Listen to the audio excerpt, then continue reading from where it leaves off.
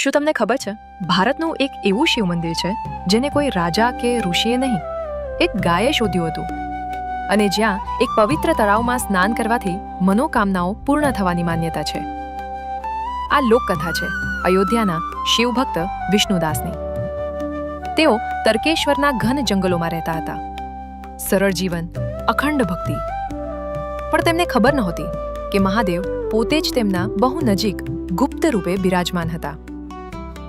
વિષ્ણુદાસની એક ગાય દરરોજ ઝૂંડથી અલગ થઈને જંગલની એક ખાસ જગ્યાએ જતી અને ત્યાં એક સામાન્ય દેખાતા પથ્થર પર પોતાનું આખું દૂધ અર્પણ કરતી હતી. આ કોઈ સામાન્ય ઘટના નહોતી. આ હતી મૌન ભક્તિ, નિસ્વાર્થ સેવા. જ્યારે વિષ્ણુદાસે આ જોયું, તેઓ અચંબિત થઈ ગયા. એ જ રાત્રે પ્રાર્થના કરતી વેળા મહાદેવ સ્વપ્નમાં પ્રગટ થયા. મહાદેવે કહ્યું, પુત્ર, જેને તું સામાન્ય પથ્થર માને છે, એ જ મારું મુક્ત સ્વરૂપ છે. હું યુગોથી અહીં ગુપ્ત રૂપે બિરાજમાન છું. તેમણે આજ્ઞા આપી, મારા આ સ્વરૂપને સ્થાપિત કર. જે કોઈ સાચા દિલથી અહીં આવશે, હું તેને જીવનના દુઃખોના સાગરથી પાર ઉતારી દઈશ. સ્વપ્ન તૂટતા જ વિષ્ણુદાસ તે સ્થળ તરફ દોડી ગયા.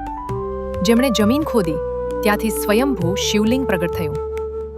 જ્યારે આ સમાચાર રાજા ભરમલ્લ સુધી પહોંચ્યા, ત્યારે તેમણે ત્યાં બંગાળની પ્રસિદ્ધ અચલા શૈલીમાં ભવ્ય મંદિર બનાવડાવ્યું. કહેવામાં આવે છે કે ગાયના દૂધના સતત અર્પણથી ત્યાં એક પવિત્ર તળાવ બન્યું, જેને આજે દૂધ પુકુર કહેવાય છે.